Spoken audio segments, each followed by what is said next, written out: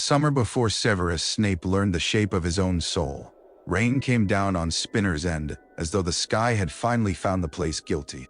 It needled through the broken gutters, silvering the bricks and turning the alleyways into black ribbons. It beat against the windows of the narrow house where Tobias raged and Eileen endured. And it soaked Severus through as he stood outside with one hand closed around his wand and the other clenched so tightly that his nails had left crescents in his palm. He was 16, thin as a blade, his hair plastered to his cheeks, his robes too short at the wrists because no one had cared enough to notice he had grown. From the window above came the crash of something made of crockery. Then Tobias's voice, raw and thick with drink. "Freak! Both of you freaks!" Severus did not move. Once the words had entered him like hooks. Once he had believed that if he only became sharp enough, cold enough, feared enough, then no voice like that would ever make him small again.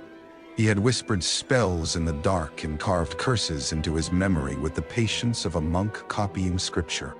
He had thought power was a kind of shelter. He had thought cruelty, if mastered, might turn into armor. But that evening, across the alley, beneath the wavering cone of a street lamp, Lily stood watching him. She had followed him from the river without calling his name. She had not needed to. Even now, after months of wounds they would not name, after laughter in corridors that had cut her, and silence that had punished him, Lily Evans looked at him as though he was still the boy who had shown her a flower opening and closing in his hand. Not with trust. Not anymore. But with grief. That was worse. He could have borne her hatred. He had prepared for that. Hatred was clean, simple, and hot. Grief was a mirror held too near. "You shouldn't be here," he said. His voice came out flat, almost bored. That was an old trick, one he had learned at home. Sound empty and people might not know where to strike. Lily's red hair had darkened in the rain. Water glistened on her lashes. "Neither should you." A humorless laugh scraped through him. "This is my house." "No," she said softly. "It's where you live." The distinction was so like her that for a moment he hated her. Hated her for speaking as if words could rearrange suffering. Hated her for knowing there were names for things he had only survived. Hated her because she could go home to light and warmth and parents who were bewildered by magic, but not disgusted by her existence. Hated her because when she looked at him, some starved and treacherous thing inside him still wanted to be worthy. Behind him, from above, came another shout. Eileen's voice answered, low and pleading. Severus turned toward the house, wand lifting. Lily saw it. Seth. The old name stopped him more effectively than any hex. He stared at the black window. He imagined the door blasting inward, Tobias thrown back against the wall, his father's face losing its certainty at last. He imagined power flowering from him like fire. He imagined, with a sickening pleasure, the silence after. Lily crossed the alley. Her shoes splashed through the gutter water. Daunt. You don't know what he is. I know what you could become. He looked at her then, and whatever he meant to say died. Because there were other boys at school who spoke of becoming something. Mulciber with his hungry eyes. Avery with his polished little sneer. Lucius Malfoy, already moving through the world as though it had been promised to him by ancient contract. They used words like order, inheritance, purity, necessity. They spoke of a rising power, of a lord who understood the humiliations of the magical world, who would lift the worthy and scour away the rot. When Severus listened, some part of him thrilled. Not at the speeches. He was too clever for speeches, but at the promise hidden beneath them. Never again powerless, never again poor, never again mocked by boys with bright faces and good names. And yet, every time they laughed about Muggle-borns, he saw Lily. Not Lily as they imagined her, contamination, insult, accident, but Lily at 9 years old, standing in sunlight with a leaf dancing between her fingers. Lily at 11, wide-eyed in Diagon Alley. Lily in charms, triumphant and laughing, wand sparks shining in her hair. Lily, after he had called her the unforgivable word, her face turning from pain to something colder, something that had closed a door inside him. He had apologized. Badly. Desperately. Too late. She had said she could not pretend anymore. And still, she had followed him through the rain. His wand trembled. "I'm not like him," Severus said. "No?" Lily replied. "But you're angry enough to let someone make you into something worse." The words should have been impossible to forgive. Instead, they landed in the raw place beneath his pride, where truth could still hurt because it had not yet been killed. The front door jerked open. Tobias Snape filled the threshold, big-shouldered, unshaven, his face red beneath the porch shadow. He looked from Severus to Lily and laughed a mean, delighted laugh. "Brought another one, have you? Another little witch?" Lily stiffened. Severus stepped in front of her so quickly that it was instinct, not decision. Tobias saw the wand. His smile twisted. "Point that thing at me, boy, and you'd better have the stomach to use it." For one heartbeat, Severus had the stomach. He felt a spell rise in him. Not one from the school books, not one Flitwick would have praised, but something he had found in the margins of old texts and improved until it had the elegance of a razor. His magic gathered, cold and exact. A word pressed against his tongue. Lily's fingers closed around his wrist, not forcefully. She could not have stopped him by strength. She stopped him by being there. The spell died unborn. Severus lowered his wand. Tobias mistook it for fear. Of course he did. Men like Tobias believed mercy was cowardice because they had never practiced either. "Go on," Tobias said. "Run back to your school." Severus looked at him for a long moment, and the strangest thing happened. The man in the doorway, the tyrant of kitchens and stairwells, the giant of Severus's childhood nightmares, seemed suddenly smaller. Not harmless, never harmless, but limited. A man made of bile and weakness, trapped in the kingdom of his own disappointments. Severus turned away. Behind him, Tobias spat into the rain. "Coward, Dariar." Severus stopped. Lily's hand tightened, but he did not raise his wand. He only looked back once. "No," he said. "Not anymore." They walked until Spinner's End blurred behind them. They passed the rusting railings and the dead factory windows, crossed beneath sagging wires, and reached the riverbank where the water moved black and swollen under the rain. Lily let go of his wrist. The absence of her hand was immediate and cold. "What happens now?" she asked. He knew what she meant. Not home. Not tonight. Not Tobias. Something larger had opened beneath their feet. Severus stared at the river. "They'll expect me." "Who?" He gave her a look. Her mouth tightened. "Mulciber, Avery, Malfoy, and others. Death Eaters," she said. The name seemed to make the rain colder. "They don't all call themselves that yet," Severus muttered. "But you know." Yes. He knew. He had always known more than he admitted. He knew because he listened when older boys thought poverty made him invisible. He knew because Slytherin common room whispers had sharpened after dark, because certain letters arrived under certain seals, because families like the Blacks and Lestranges and Malfoys did not invest their attention without expecting return. He knew because the dark mark had been described to him not as rumor but as future. Lily waited. "I was going to meet them tonight," he said. Her face changed, not with surprise, but with the pain of having a fear confirmed. "At the Hog's Head," he continued. "A room upstairs. Malfoy said there would be someone there who could introduce me properly after graduation. Someone close to him. Money, and me, and tire, shoo, oh, day, oh." "Him," Lily said. The Dark Lord's name was not yet forbidden, but already people avoided it as one avoids touching a blade to test its sharpness. Severus nodded. Rain slipped down his nose and chin. He felt ridiculous, drenched and shivering beside a girl who had every reason to leave him there. "I wanted them to choose me," he said. and hated how naked the word sounded. I wanted someone powerful to look at me and decide I was worth something. Lily's anger softened in a way that did not absolve him. You are worth something before anyone chooses you. He almost sneered, almost defended himself, almost said something cruel because kindness from her was unbearable. Instead, he said, "You make it sound easy. It isn't." "No," he whispered. "It isn't." The river dragged at the darkness. Somewhere far away, a dog barked and a train groaned over wet tracks.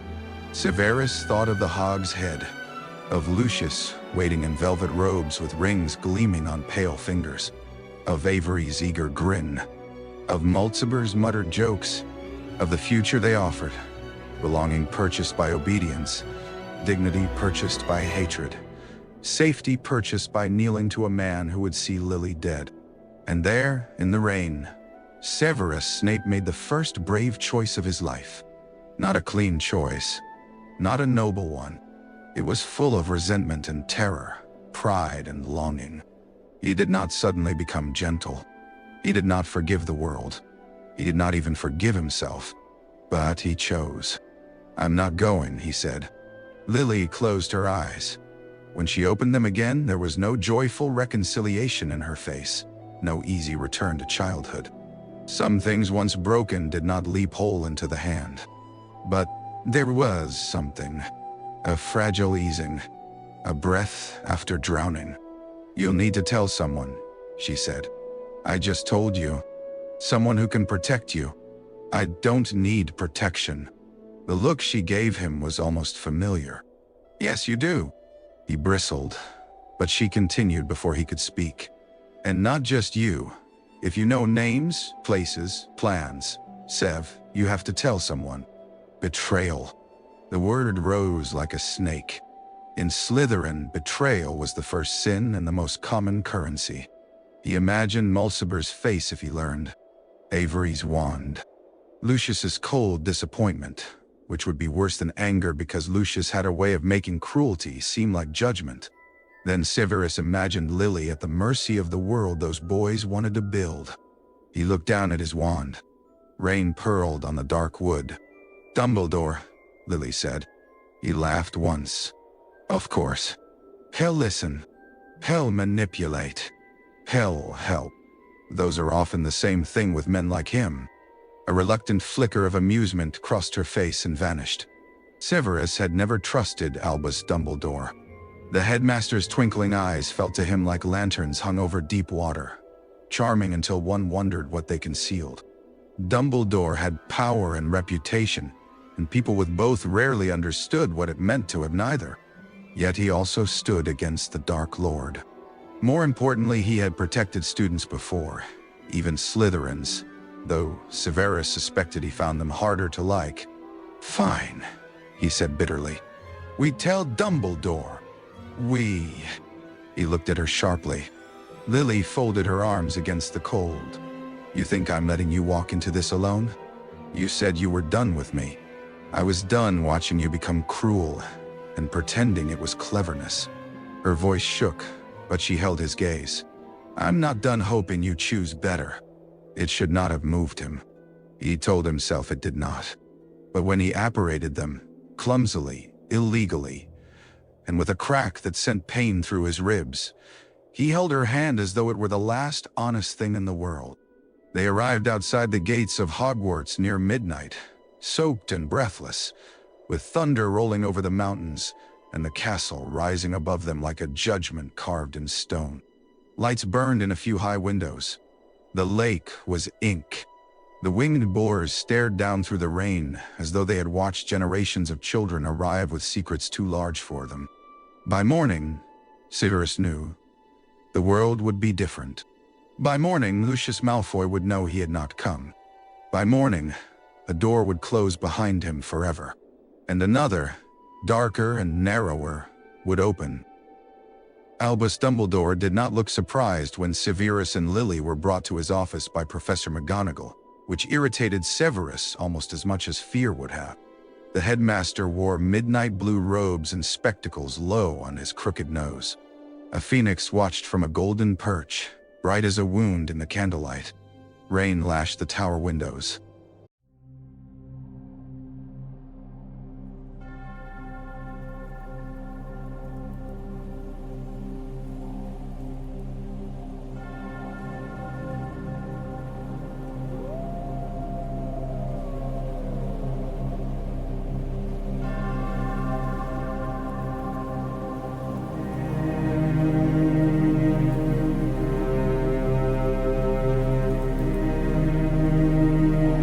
Silver instruments turned and clicked on delicate legs, exhaling puffs of smoke that seemed to Severus less like magic than surveillance. McGonagall stood behind them, tartan dressing gown thrown over her nightclothes, her mouth pressed into a line severe enough to cut parchment. "Found at the gates," she said. "After midnight. Apparition suspected." "Illegal apparition," Severus said before he could stop himself. "If we're being precise."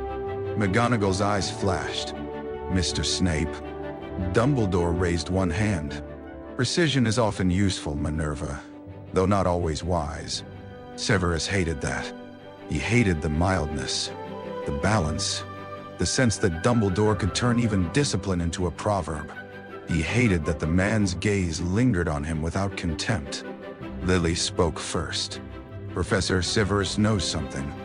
Dumbledore's expression changed almost imperceptibly. The twinkle did not vanish. It withdrew. "What sort of something?" Severus said nothing. He had imagined this moment during the walk through the grounds, and in every imagined version he had been sharper. He had flung names like knives. He had made Dumbledore understand that he was not some frightened boy seeking refuge. He was an informant of value, a mind to be respected, a wizard no one could afford to discard. Now, standing before the desk in wet robes that smelled of river water and chimney soot, he felt 16 in the worst possible way. Lily looked at him. That was enough. "There was to be a meeting tonight," Severus said. "Ate the hog's head." Lucius Malfoy arranged it through an intermediary. Avery and Mulciber were going. Rosier may have been there. Wilkes certainly. A man called Yaxley was expected. Possibly Lestrange, though I wasn't told which one. McGonagall went very still. Dumbledore leaned back in his chair. "And the purpose?" "To evaluate potential recruits." "For Lord Voldemort?" The name cracked through the room like a bell. Even McGonagall flinched, though only in the eyes. Severus forced himself not to. "Yes." Lily's hands were clasped tightly in front of her. Her knuckles were white. Dumbledore watched Severus for a long time. "You were expected there." "Yes." "And instead, you came here." "Yes." "Why?" Severus's mouth twisted. "Would you prefer I had gone?" "I would prefer the truth." "There are a dozen truths," Severus snapped. "Choose one." "I was bored. I was clever enough to see a bad investment. I disliked the company. I had sudden moral indigestion." "Does it matter?" "Menand." "Yes," Dumbledore said. The quiet answer struck harder than anger. Severus looked away first. The phoenix shifted, claws scraping softly on its perch. Rain whispered down the glass. Lily said nothing, and because she said nothing, he could not hide behind rescuing her from awkwardness. At last he said, "Because they would kill her." No one asked who he meant. The room seemed to breathe around the confession. Dumbledore's face softened, but not indulgently. That would have been easier to despise. Instead, the old man looked grieved, and Severus had no patience for grief from strangers. "And others like her," McGonagall said. Severus's eyes flicked toward the Transfiguration professor. Her voice was stern but not cruel. "Miss Evans is not the only Muggle-born student in this school. I know that." "Do you?" "Minerva," Dumbledore said. "No," Severus said, because anger was easier than shame. "Let her have it. She's right. I didn't come here because I suddenly developed a passion for universal justice. I came because one person mattered enough to make the rest visible. There. Is that sufficiently ugly?" "No." Lily inhaled faintly. McGonagall's expression altered. Not softened, Precisely. But she looked at him as if she had expected a snake and found, inconveniently, a bleeding animal. Dumbledore folded his hands. Honesty is rarely ugly by itself. What one does after it can be. Severus almost laughed. And what would you have me do? Continue. So he did. He spoke until his throat hurt. Names, dates, rooms, passwords. Scraps of overheard boasting, family connections, coded phrases. He described the way older Slytherins tested younger ones with jokes about blood status, then with hexes, then with errands no one called errands. He explained that some invitations were not invitations at all. That refusal became visible, that visible refusal became danger. He described Lucius Malfoy's careful cultivation of him. Books lent without being asked for. Compliments disguised as corrections, introductions to pure-blood boys who would never otherwise have noticed a half-blood from Spinner's End. He admitted, with difficulty, that he had enjoyed it. McGonagall's mouth thinned at certain names. Dumbledore asked very few questions, but each one landed precisely where Severus least wished to answer. "And Mr. Black?" Dumbledore asked at last. Severus's face closed. "Which one?" "Sirius." Lily glanced at Severus, warning and pleading in the same look. "He is not one of them," Severus said coldly. "Obviously. That was not my question. I don't know what Black knows. He hears enough from his family to be useful, and ignores enough to be reckless. His brother Regulus listens more." Dumbledore nodded slowly. "Regulus Black has been noticed. Regulus wants to be noticed." Did you?" Severus's eyes narrowed. "You enjoy that, don't you?" "Enjoy what? Opening people like drawers?" A faint sadness moved over Dumbledore's face. "No, but I have found that locked drawers often contain dangerous things." Severus looked toward the window. Dawn was beginning to silver the storm. The mountains beyond the glass had emerged as black teeth against a bruised sky. "What happens to me now?" he asked. Lily turned toward Dumbledore too. McGonagall said, "You will go to the hospital wing, both of you. You are soaked through and exhausted." "No, I'm not talking about blankets and pepper-up potion." "No," Dumbledore said. "You are not." The headmaster rose. Age seemed to fall from him as he did. He was tall, taller than Severus had remembered, and there was a weight behind his mildness now, a pressure in the air like the moment before lightning. "If you are telling the truth," Dumbledore said, "then by dawn you will have made enemies who do not forgive. If you are lying, you have chosen a profoundly dangerous lie. In either case, you cannot simply return to school as though nothing has happened." "Nah." Severus's stomach tightened, though he kept his face still. "Are you expelling me?" "No." The answer came so quickly that it startled him. "No," Dumbledore repeated. "I am offering you a choice." Severus distrusted offers. Offers were hooks with velvet tied around them. "You may withdraw from this entirely," Dumbledore said. "Say nothing more. Accept protection where we can provide it. Complete your education and build a life far from this war, if such a thing remains possible." Lily looked relieved by the mere existence of that path. "Or?" Severus asked. "Or you may help us." McGonagall's head turned sharply. "Albus." Dumbledore did not look away from Severus. "Not as a soldier, not as bait, as someone who knows the corridors through which darkness recruits its servants. There are students in this school being drawn toward a cause that will consume them. Some are already beyond persuasion. Some are not.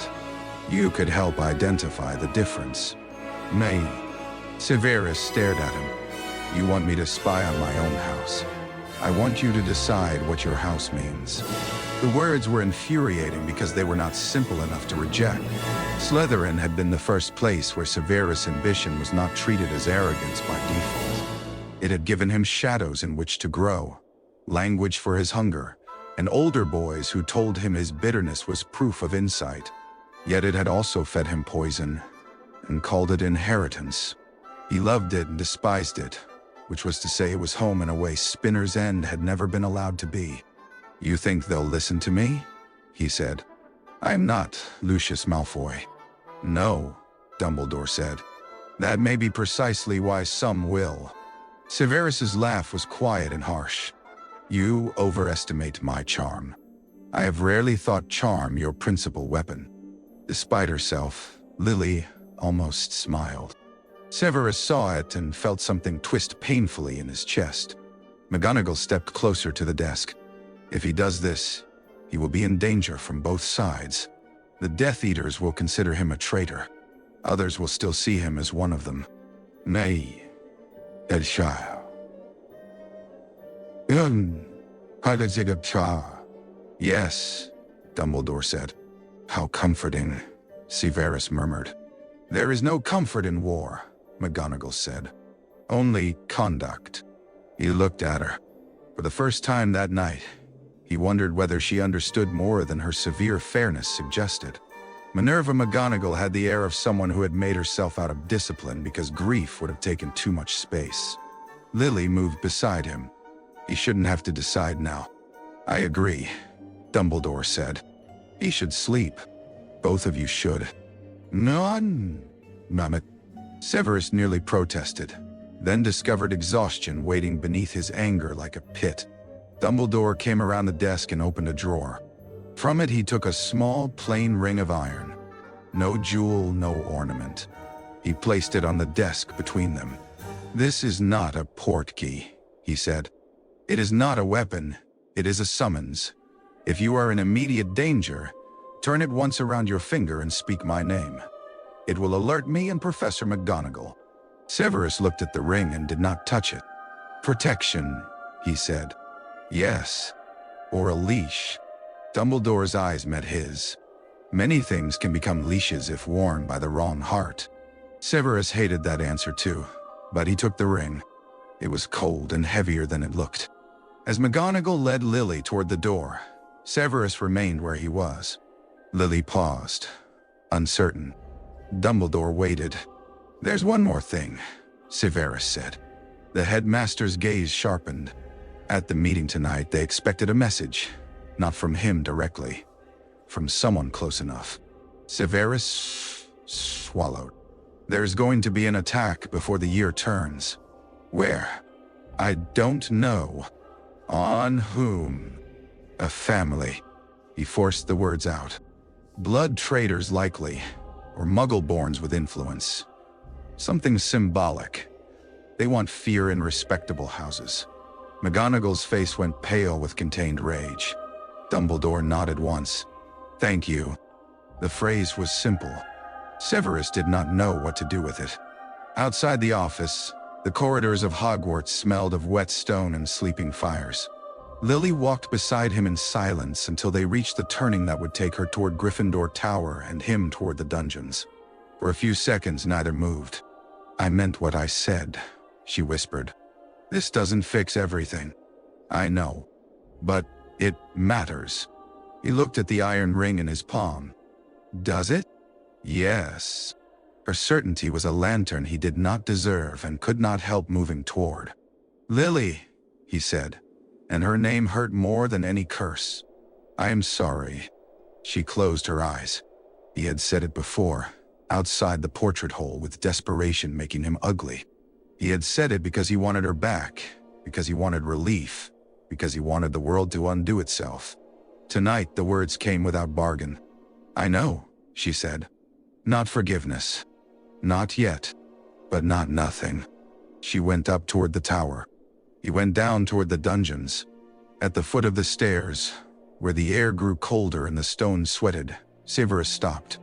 Voices drifted from below. Slytherins awake too late, laughing in low tones. Mulciber's laugh. Avery's. Someone asking whether Snape had lost his nerve. Severus slipped the iron ring onto his finger. Then he descended. By breakfast, the rumor had already grown teeth. Severus Snape had been seen at the gates after midnight with Lily Evans. Severus had been dragged before Dumbledore. Severus had been caught practicing forbidden magic. Severus had cursed his father into madness. Severus had begged a Gryffindor girl to save him. Severus had betrayed a meeting he was too cowardly to attend. The last rumor was spoken least loudly and traveled fastest.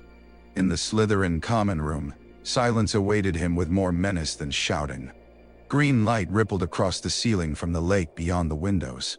The room smelled of damp stone, old leather, and expensive perfume. 7th